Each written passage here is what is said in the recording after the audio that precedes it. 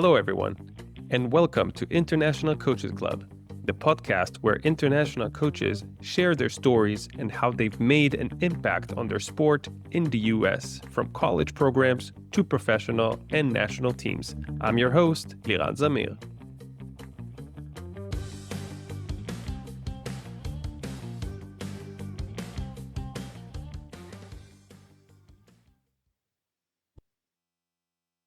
She built a basketball career that spans continents, cultures, and every level of the game.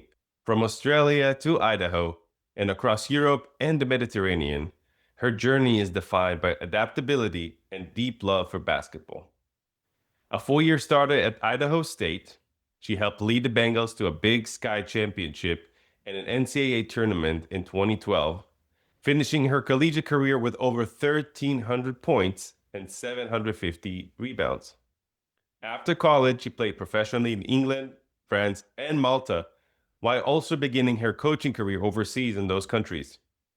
She spent more than a decade representing the Maltese national team in international competition, 5-on-5 and 3-on-3, and now she returns to her alma mater, Idaho State, as an assistant coach, bringing a wealth of global experience to help the program grow. Ashleigh Van Vliet is my guest today.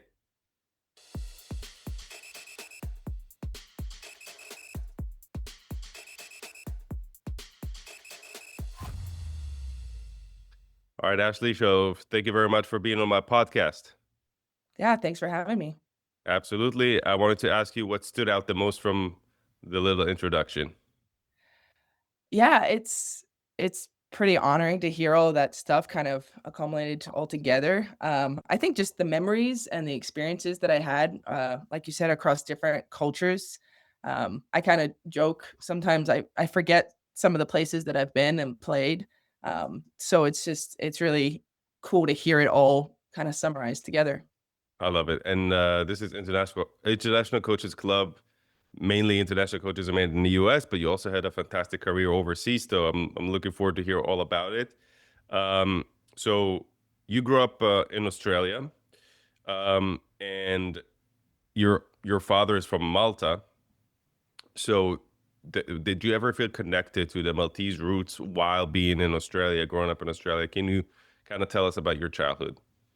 Yeah, I mean, I'm really close, obviously, to my dad and his side of the family. So we would spend Christmases with all of my aunts and uncles from that side. My dad is one of nine, so we got a lot of aunts and uncles and cousins, and so there was always undertones of the Maltese culture. There would be stories that they would tell, and just different cultural elements that we would hear about Malta.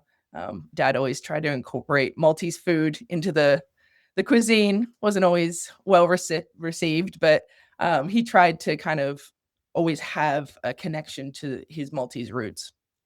Very good. And when growing up, how did basketball came across in the Australian life? And did you have any connection to the Maltese basketball, watching TV maybe or anything like that? Yeah, so I think just sport in general in Australia is just a really big thing. My parents grew up being active, so that was something that they really wanted for me and my sister.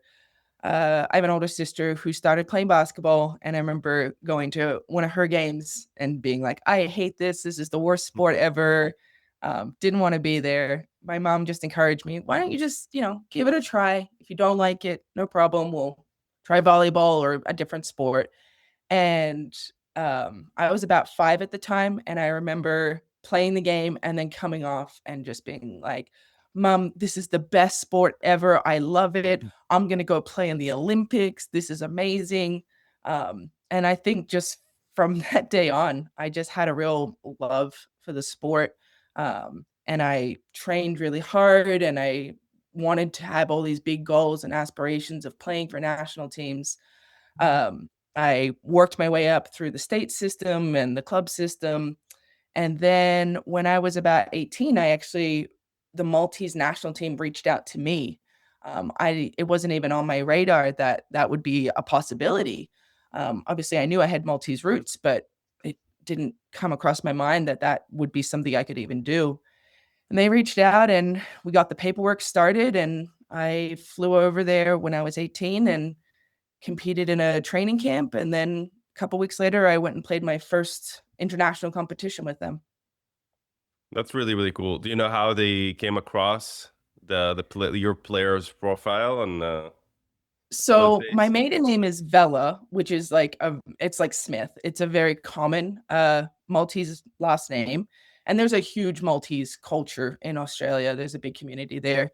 And it just happened to be that there was a guy in Malta who was essentially a recruit. He would just go and try and find Maltese players.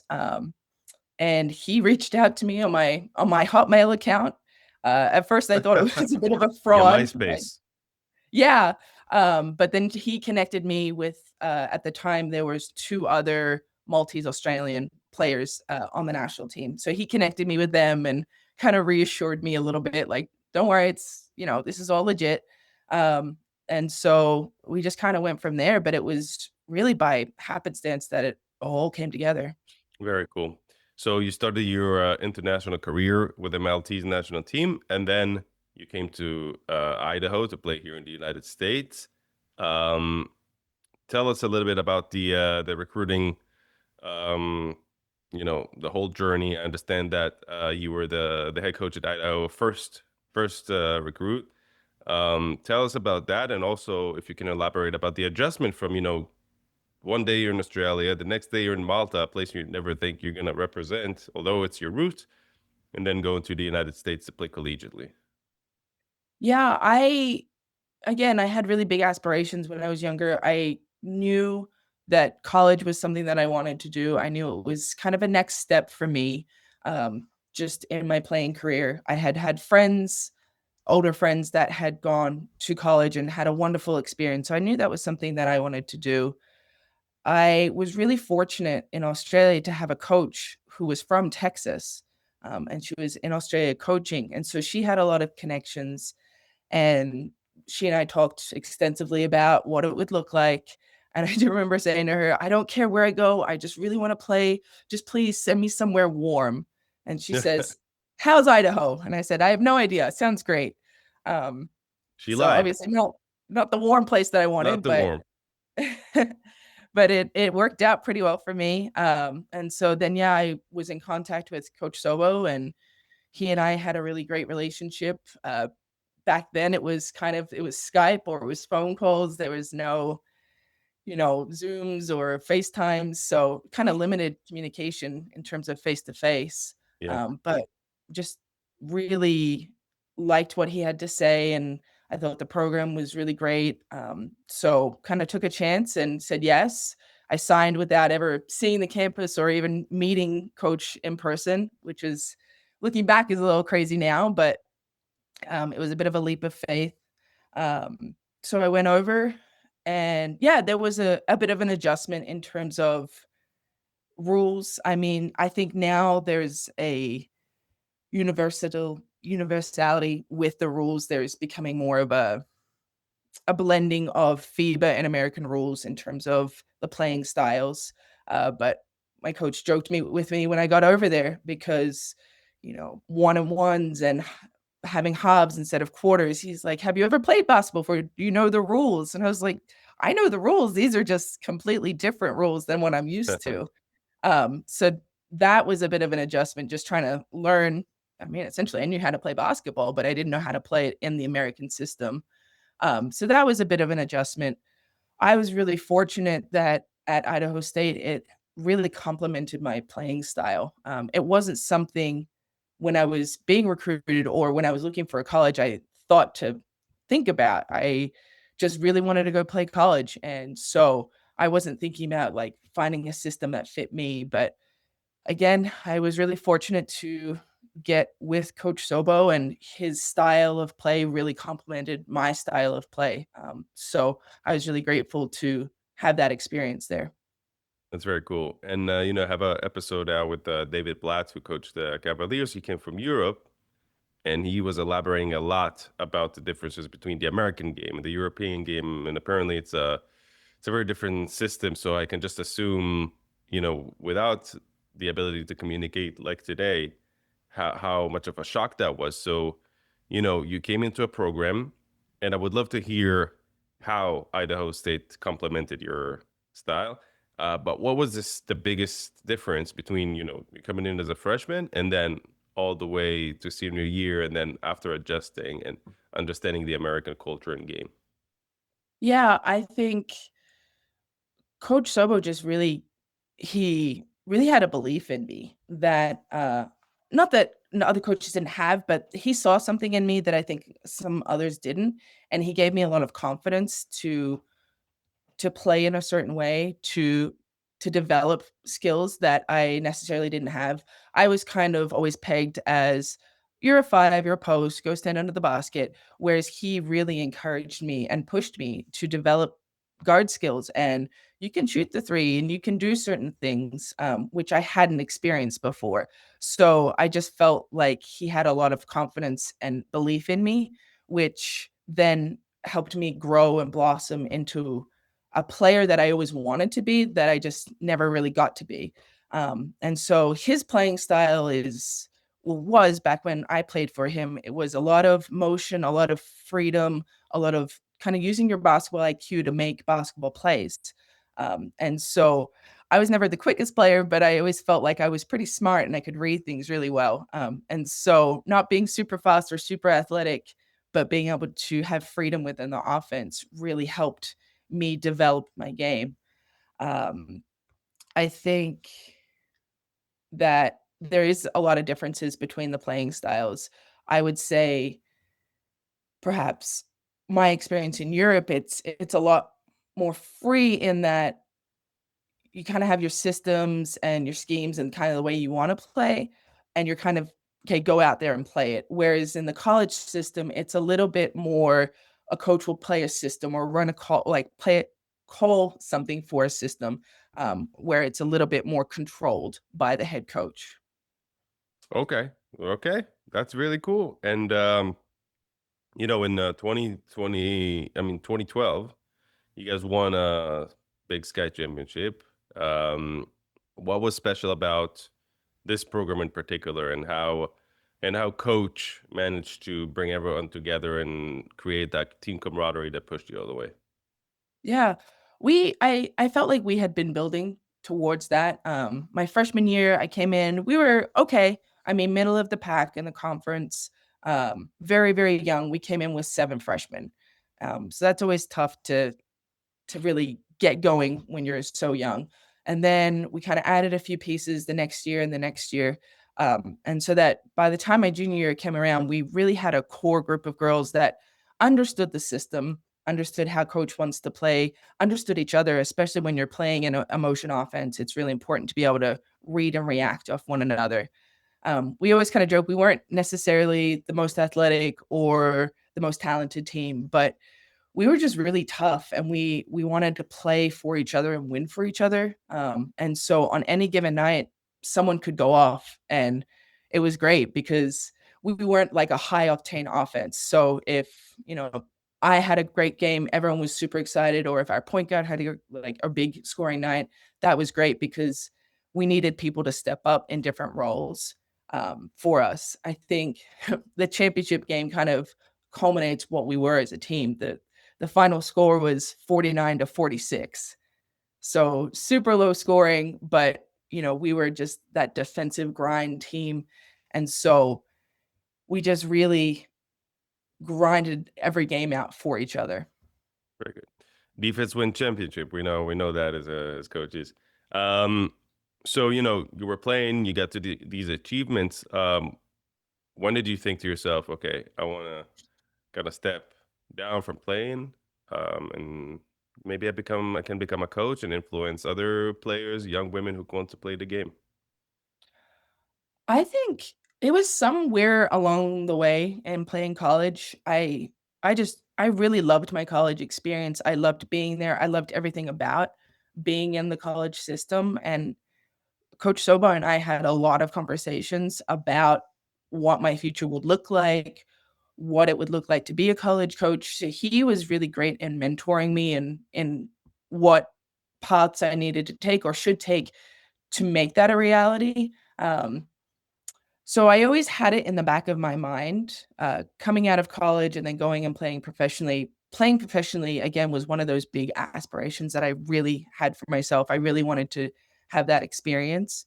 Um, and so I was really lucky to be able to go and play in a lot of different countries and for a lot of different coaches. And I think that was part of the experience I wanted to have was to coach under or play under different systems and experience different coaching styles. Um, I knew I always wanted to come back to coaching. The timing just never seemed right. I always, one more season. Oh, I just, one more championship, one more go at it. And so it wasn't until I was like, okay, I think I'm good.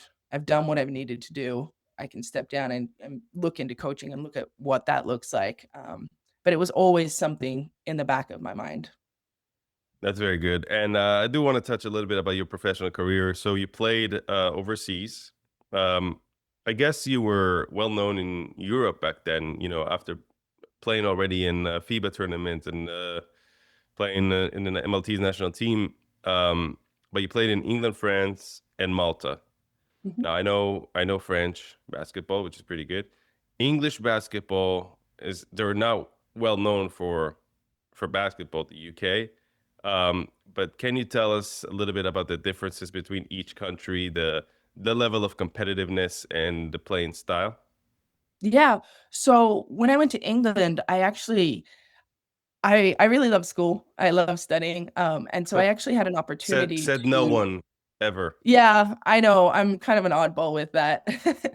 But I actually had an opportunity to get my master's degree, study and play they have a system similar to the NCAA. I wouldn't say it's as competitive, but it's similar in that you can play and go to school and there's scholarships involved. Very cool. A lot of volleyball players do that as well. They get their masters and play collegiately. Yes, Yeah, I played at Durham University and the volleyball team were pretty good. very cool.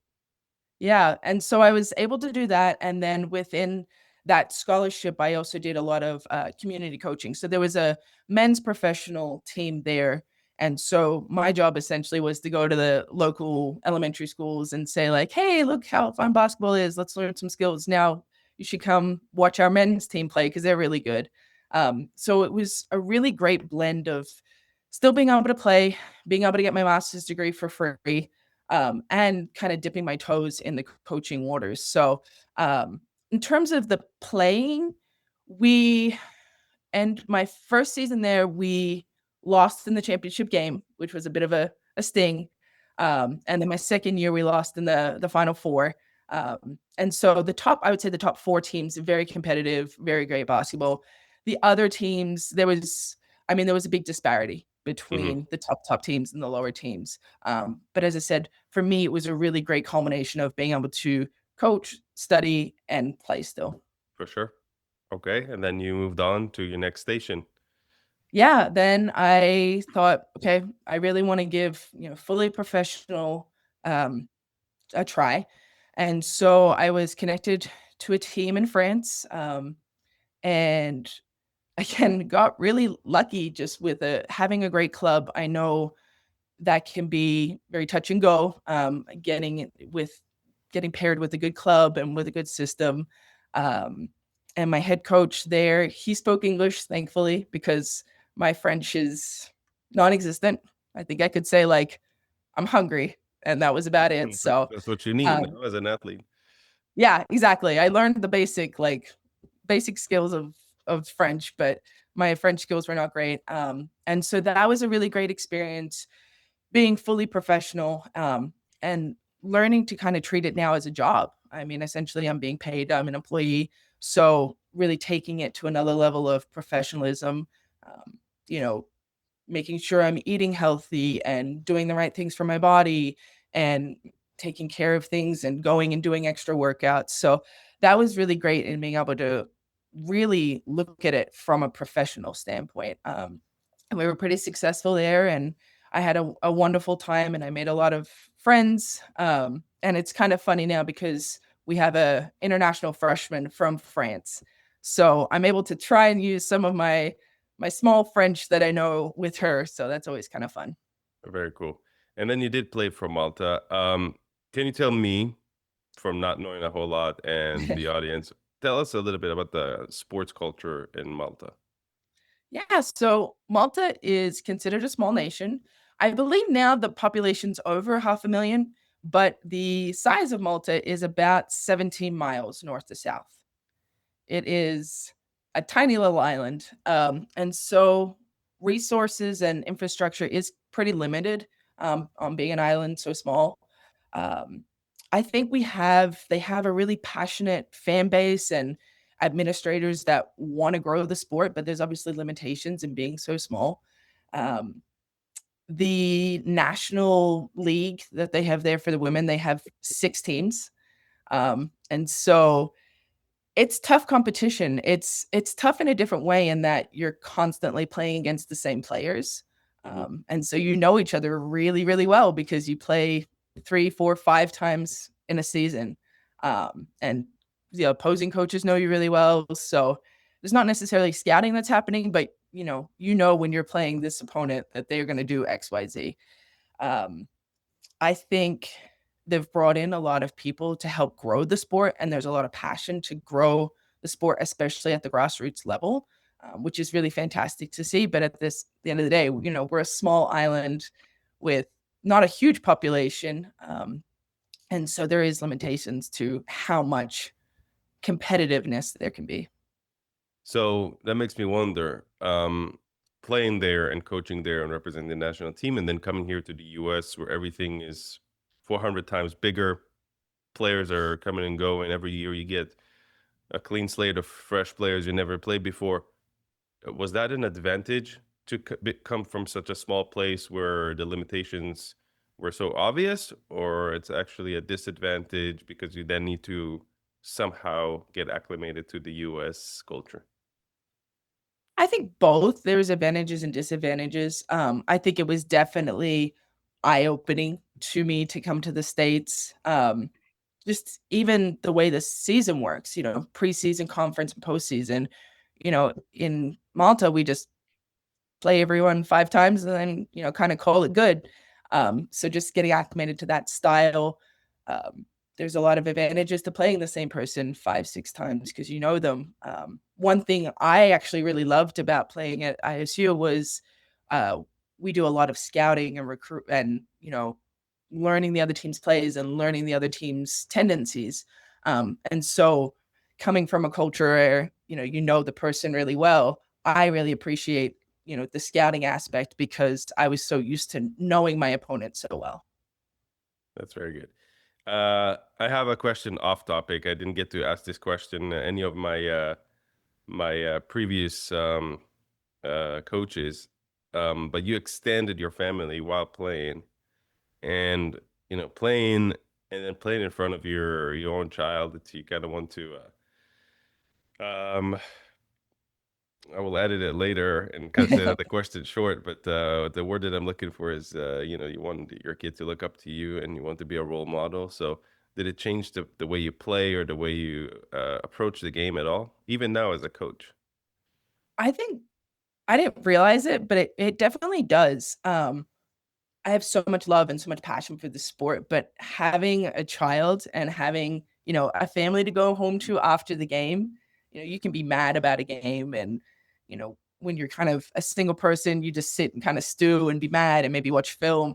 But when you're a mother, like, and your kid needs to be changed or needs a bath or needs to be fed, it takes a little bit more of perspective.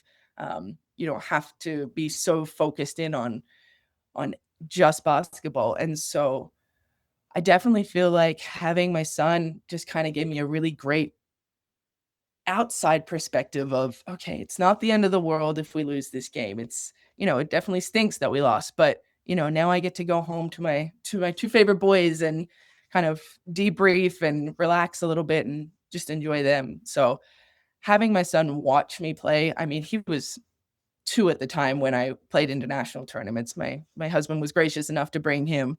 So I'm sure he won't remember that, but for me, that's always gonna be a core memory having my son there watching me play. Some perspective. That's very good. But say, becoming a mother changed the way you coach on court. These young ladies that you're coaching. Yeah, I think I kind of describe my style now as supportive but firm. Um, Tough, I tough really love, as try and American be love to say. They love to say tough love. I yeah, tough love, kind of, yeah. I try and be a really great source of support for them. I try and make sure, if I see someone having a hard day, I'll make sure give them words of encouragement or, "Hey, if you need to talk, I'm here." That's something I really try and endeavor to be is that support system for them. But tough love, I think I'll also be the first one to get on them if they're not doing what they need to do. I kinda joke it's like, a mom getting on their kids about having a dirty room. I'll I'll love on you, but I'll also say like, "Hey, we're not doing what we need to do. We need to be a little bit better there." It's very good. Head coach at Idaho State. Where is he from? Oh boy, he's been in a lot of places. He's originally from, Flagstaff, Arizona, so I know he went to school there, but I know he also went to school in Oklahoma. I hear a lot of stories, so trying to put them all together. But not international. He just has an international name. Yes, yes, he has a Polish name, and so obviously living in Poland, I talked to him about it a bit, but he Arizona, I know he was an assistant coach at UC Riverside for many years, and then he is finishing up his 18th season at ISU. Very good. Say, he's from there, and yeah, the assistants come and go. What do you think international coaches, playing in the big sky and all those things, and you meet a lot of coaches. What do you think international bring to collegiate game that American coaches not necessarily do? Yeah, I mean, I think for me, I have a wealth of just different playing styles. I played for a lot of different coaches, a lot of different systems. I got to see the way different coaches function and the way they interact with players. So I'm kind of able to bring not just the way Coach Sobo plays, which I'm pretty familiar with, but the way, my French coach did things and the systems and the drills that maybe my Maltese coach did. So I'm able to kind of bring a different perspective. I think international coaches coming to America, one of the things is you're kind of used to um, coaching a really diverse range of ages. When I played in Australia, I played on the senior women's team for my club, and I was 16. But we were also playing with a 40-year-old ex-Olympian, and so there's just a really big range of experiences and ages and just kind of different walks of life where you're at. I know for myself, we have French, an Icelandic, and a Portuguese girl, 3 freshmen on our team, and so for me, I just feel like I'm able to relate to them in maybe a way that American coaches aren't because, I mean, I played in France and I had a competition in Iceland. I don't have an experience in Portugal, but just having that European base helps me be able to relate to some of the things that she's talking about or the systems or the understanding that she has. Very good. And I want to talk to you about your current position. When the opportunity came across to come back to coach in your alma mater, what do you think? How do you feel? How did that even came about? Yeah, again, coach has been a really great mentor to me for many, many years. And it's something we've talked about, and he's offered it to me before, but the timing was just never right. I always, like I said, I always, one more season, one more, maybe one more chance at a championship. Um, and so he always offered it, and I said, I'm not quite ready yet. Like I'm not quite ready to hang it up. I still think I've got a little bit more in the tank until this last opportunity popped up. And I always knew I wanted to coach. And I just thought, what a great opportunity to not only go back to a program that gave me so much, but go back to a coach who has taught me so much. And I know he's got a lot more to teach me and I can learn a lot more. So when that came about, I was just really excited to go back to ISU. That's really, really cool. Now you're integrated in the program. What kind of culture do you hope to help build, and what do you want to bring from yourself to the young women in the program? And do you think you still have a shot to like win another championship now as a coach, perhaps? Yeah, I think culture is something that Coach Lobo talks a lot about. We have a really high standard for our players. We expect a lot of them. We expect, toughness and determination and focus, um, not only on the court but off the court.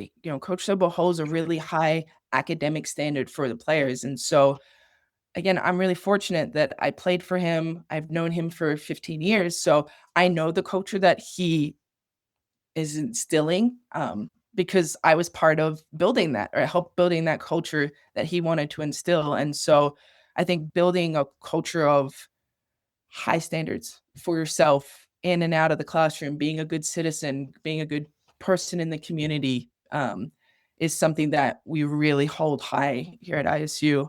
And I think I'm just really fortunate to be able to know and understand that inherent standard that we hold at ISU, but just being able to help the girls realize, it's tough. It's tough love, but we do it because, you know, you guys are capable of being held to a good standard. Very good. With that being said, what's your biggest non-negotiable on the court? So we always talk about at ISU three controllables, and it's before I even came to ISU, it was always something I talked about. I just didn't necessarily have a word for it. So we talk about the three controllables, which is attitude, effort, and focus. And for me, those are three things that, regardless of how you're playing or the day you're having or any external factor, those are always three things that you can control and excel at.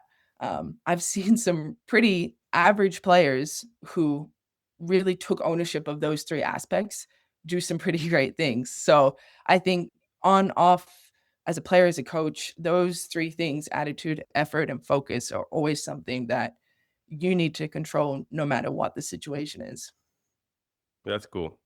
Mine are almost the same. It's effort and it's communication, Mm. other than focus. So that's why, of course, an attitude, effort, and communication. So I agree with that. And when players don't bring that, that pisses me off. So I understand why it's a non-negotiable. Um, and I wanted to ask you from your international perspective, eyes, what mistakes international coaches do when they come to America and come to American coach of basketball? Um, what seems to be the common theme around how can they do better? I don't know if I would necessarily call it mistake. I mean, I can talk from my perspective.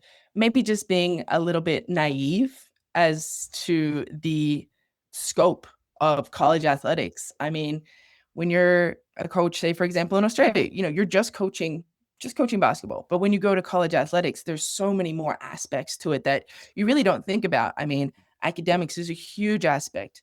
Boosters, fundraising, travel, team equipment, there's so much more that goes into your job than just coaching basketball. And so for me, I came in like, yeah, I'm gonna coach basketball. I'm gonna be an assistant coach at ISU. And then yes, absolutely that's my number one priority is being a coach, but it's not my only priority. I have, team travel, I have budgeting, I mean, later today I'm going to a booster event. There's so much more that goes into college athletics than just coaching the sport. Oh yes, that's a big thing that a lot of coaches say that one, people in outside the U.S. don't necessarily understand the collegiate culture and with the level of the game. And two, the what you just said, that it's a lot of more operations around just coaching. But this podcast, that's the goal of the podcast, to be a resource to anyone who wants to coach overseas and understand that it's not just come in and coaching and take off, but it's around the clock. It's American job culture. People here literally work around like 24 hours, especially in season. So thank you for finding time to do this podcast, by the way. But yes, it's very demanding, and good point on that. Um, I wanted to ask you, what keeps you excited about coaching today? Going every day to the same gym that you played in as a player? Yeah, I think it's always gonna be the players. Um, really enjoy coaching the players that we have. We have a great group right now of really experienced players, and we have 6 seniors and then some younger players, and so just, like you said, it's a big commitment. It's a lot of work. It's very demanding, but being able to go and coach and mentor these girls, is just something that really excites me every day because every day you get to go to practice and it's an opportunity to get better and learn something.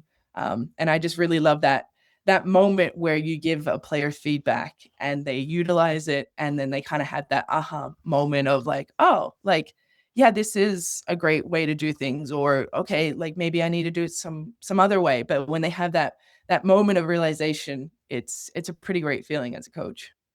That's very cool. Do you have any future aspirations? Do you know what's next for you after this opportunity that you have right now?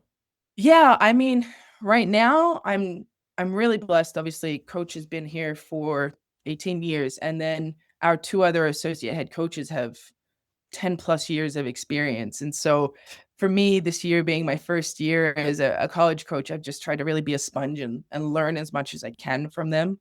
I'm really lucky that I get to learn from really experienced people. So I guess next year I'm just kind of excited to not feel like, a baby learning how to walk, that, I'll have a little bit more skills and knowledge to be able to use in certain situations. So I think for right now, I'm just really excited to um, keep developing and learning, because the great thing about this job is you can learn a lot, but there's still so much more to learn. There's other systems, other styles. So it's a position where you're never done learning. That's very true. And you're coming in as a new coach. How do you think that first year went in terms of like adapting to an existing coaching staff, and how did they receive you as a new assistant who played before and know the culture of the program? So, actually, Coach Sobolewski was the only, existing coach. All 4 of us, the 2 associate head coaches, myself, and the graduate assistant were all brand new. Oh, no, Uh, very good. so we were all kind of learning on the fly. I kind of joked my first couple weeks was like drinking out of a fire hydrant. There was just so much to learn in such a short amount of time. And so I think I did a pretty good job of learning and adapting, to just things I never thought about. Practice is at 5. Okay, I go to the gym at 4:50 and be ready to go with my shoes on, versus the coaching side of it is scheduling the gym and then working out academic schedules and scheduling the trainer. So there was a lot that I never thought to think about. And so I think I've done a okay job, at adapting and learning and trying to anticipate needs. But I'm just excited for next year that, instead of, oh no, I forgot to do this thing, it'll already kind of be on my radar that, XYZ needs to be done. Yes, Ashley. So you say they're the head coach. There are two associates. Mhm. What's your voice in the gym like? Do you feel heard? Do you have any specific position that you train? Any specific ideas that they kind of let you integrate into the program? Yeah, so I kind of primarily work with the post players. Just having been a post myself, um, it just kind of naturally works that way.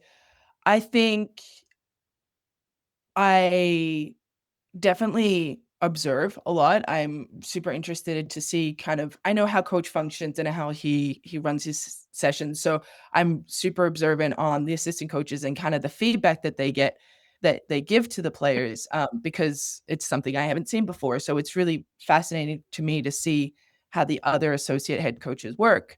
Um, I think I'm really blessed in that I have played for coach and he understands that I understand the things that he wants. So I do get a little bit of autonomy in, sometimes he'll say, "Okay, go take the posts and, go down that end and run this drill, or, work on XYZ." So I think even though I'm very new at the role, having played for coach and having that relationship with him, I do get a lot of autonomy to run certain things with the other players.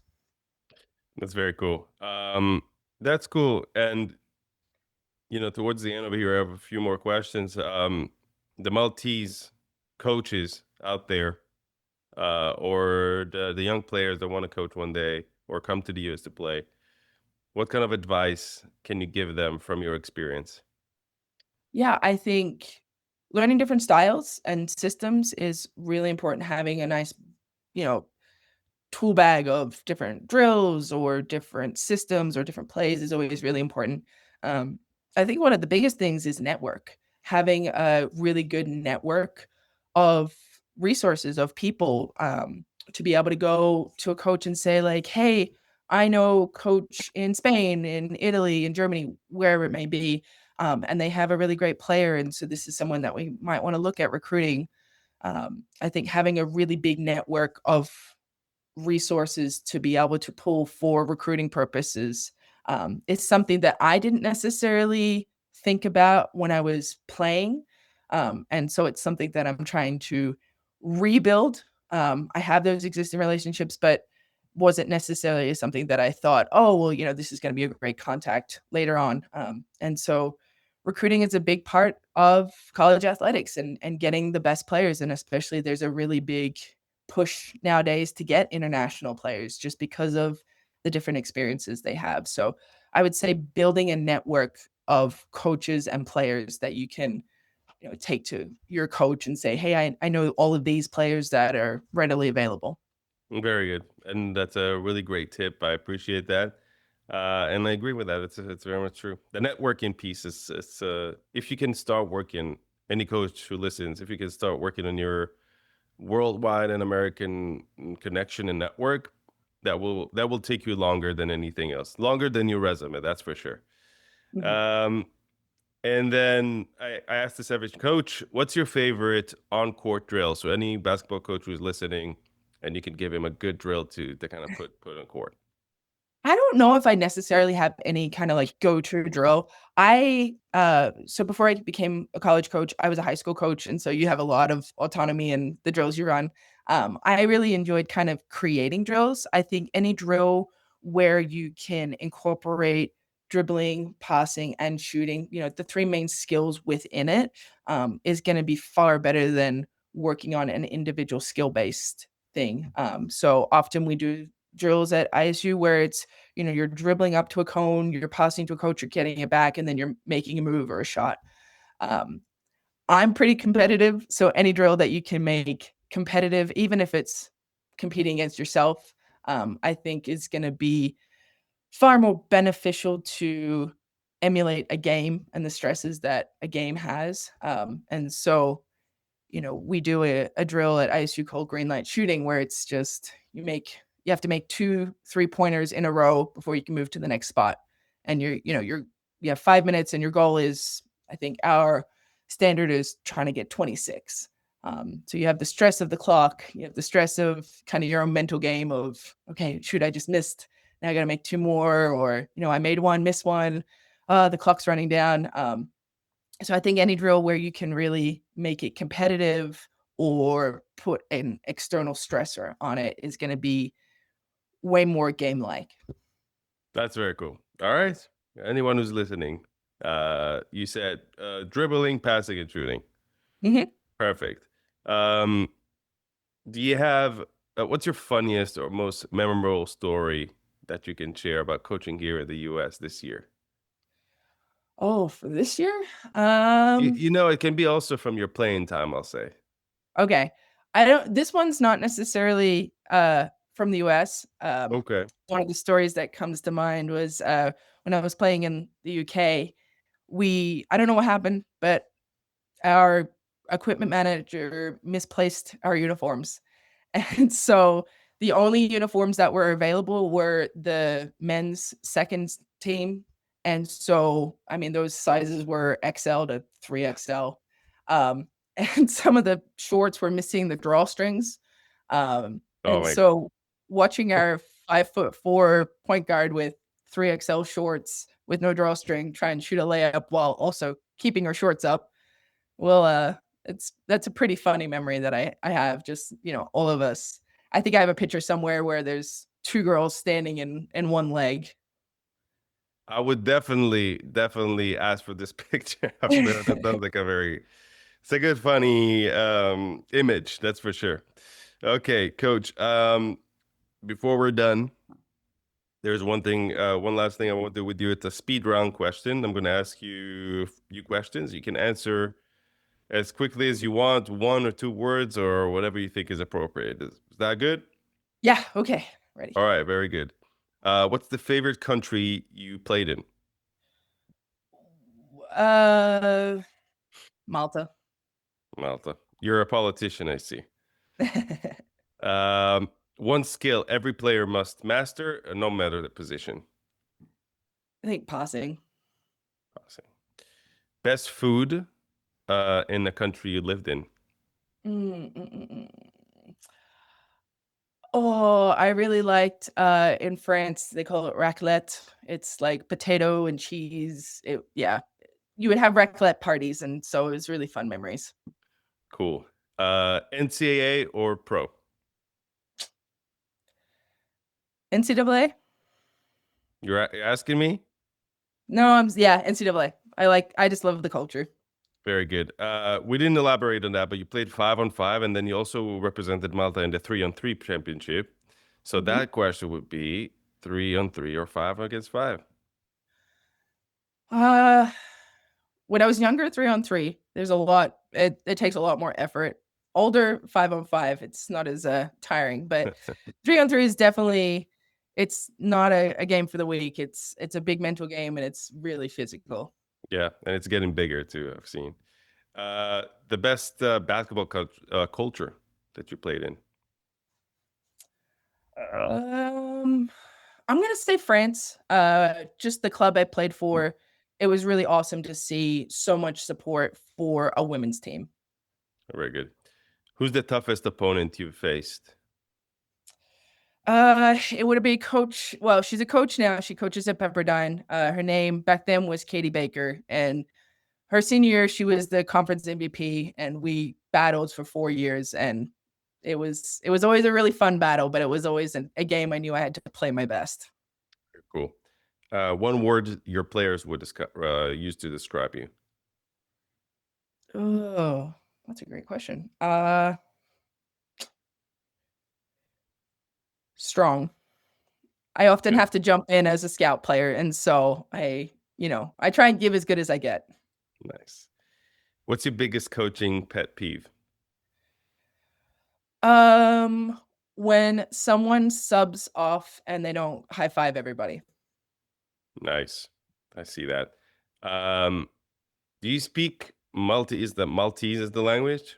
Do you speak it? I can say a few words, but I was really lucky they speak English there, so I didn't actually have to Give me learn the one language. give me one word that you use on a daily basis Uh, with your parents. Tayyib means good. Oh, like in Arabic. Interesting. There's a little bit of Arabic roots to it. That's very cool. Good to know. Uh, I know the answer for that, but is it what would you rather, Malta or Idaho? Idaho. I mean, Oh, well, I was wrong. I don't know. Right now it's snowing and it's cold, so maybe Malta because I really love the beach, but, um, yeah, I don't know. Something about Idaho, I just really love it here. Very cool. If you weren't a coach, what would you be? Probably an English teacher. I taught English as a foreign language for 4 years, so I really enjoyed doing that. Very cool. And representing Malta or the USA as a coach, if you had the chance. I'm gonna go with Malta. I think there's just something special about that island and the passion that they have, just knowing that we always have that little underdog mentality being small. That's very cool. For anyone who listens here in the US, I want to promote Malta. Give us like an elevator pitch. Why would one want to choose that to go and visit the country when they go to the next Europe vacation? Well, number 1, it's an island, so it's full of beaches. Um, I have pictures of my husband and I in December on the beach for Nice. Christmas. So the weather is just fantastic. I think it's a really great multicultural city. There's just a lot of different cultures and different nationalities there.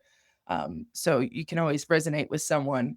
They speak English, so that's always really helpful with tourists. It's a big tourist island, so there's just a lot of really fun things to do there. That's very cool. Ashleigh, I want to thank you for your time and for this fascinating episode of International Coaches Club. Malta is not a place that a lot of coaches are coming out from, especially not to the US. So I'm glad we got connected, and it was very fascinating. I love the way that you took your plane, and then you had the classic route of starting in your country, go and play college professionally, and coming back. But it's really cool that you coach in your alma mater. I hope this will open more doors for you, maybe in a higher level if you wanted to explore other options. But I think this is it's inspiring in its own way. Instead of like a crazy underdog story, you have a very classic route from being from a small country going back and forth from the US. And I think this is the more realistic route that a lot of coaches can have. So I appreciate your time, and I hope young players in Malta, Australia, or anywhere around the world, or any young coaches who listen to this um, will take inspiration and start making some actions, especially with connections around the globe. You can reach out to me or to you. I hope that your door is open, and email is probably on the website. And yes, I appreciate your time. Is there anything else you wanted to add on your end? No, just thank you for allowing me to tell my story. I think, like you said, it's probably more of a typical one, but um, there's just a lot of things that you don't know what you don't know, and so I think it's great that you have this podcast. I certainly would have appreciated having these little tidbits coming into it. So thank you for taking the time to chat with me. Thank you for listening to another episode of International Coaches Club. Today was Ashleigh Van Vliet, assistant basketball coach at Idaho State. She was born in Australia, but she actually represented the Maltese national team, Malta, country Malta, in Europe. It's an island, and it's beautiful, as we discussed. What I really, really liked about Ashleigh, other than being a fantastic individual, is the fact that her story is the reason why I wanted to do and to create this podcast. It's not an incredible all-star coach, a coach of the NBA or an ex-Olympian, but she's a professional athlete. She's a great coach, and she did like a route that makes sense that a lot of people can do from small countries like Malta, Israel, or anywhere overseas. She played collegiately, then she played professionally, and then now she's back to the route of coaching. And I'm sure she just started, but I'm sure she's going to go far because she's a well communicator. She is learning from the best people in the game, and she's in a very solid program within the NCAA. So whoever is listening, that's the story. Those are the stories you need to aspire for. Become that coach that works and grinds and believes in themselves and get the solid route, quote unquote, and the ordinary, quote unquote. But those are the stories we all as coaches want to aspire to get into. And hopefully people can do that and build their own careers. So again, thank you for listening. You can listen to us on Spotify, on Apple Podcasts. Check us out on Instagram. And please like, subscribe, share with your friends. It's a great podcast and great stories with great people. I want to see more of you tuning in, and I'll see you in the next episode of International Coaches Club.